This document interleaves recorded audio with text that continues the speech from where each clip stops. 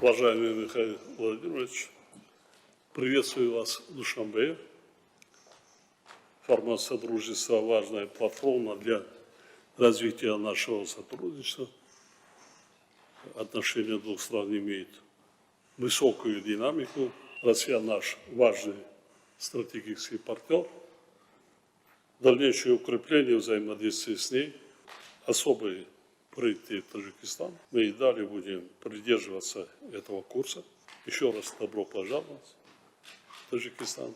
Спасибо, уважаемый Эмиль Шарипович. Я хочу, пользуясь случаем, передать вам самые добрые пожелания и слова приветствия от президента России Владимира Владимировича Путина. Вы с ним недавно виделись на праздновании нашей общей победы в Великой Отечественной войне, когда посещали Москву, а также в ходе вашего в марте официального визита в Российскую Федерацию.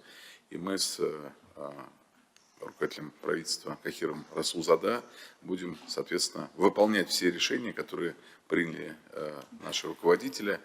Товарооборот, торгово-экономические отношения наших стран на сегодняшний день развиваются достаточно успешно. За 4 месяца 2025 года товарооборот увеличился на 7%, составил 44 миллиарда.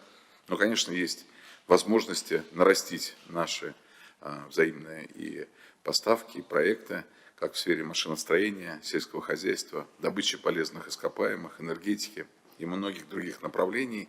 Также сейчас проходят дни культуры Таджикистана в Москве и в Казани.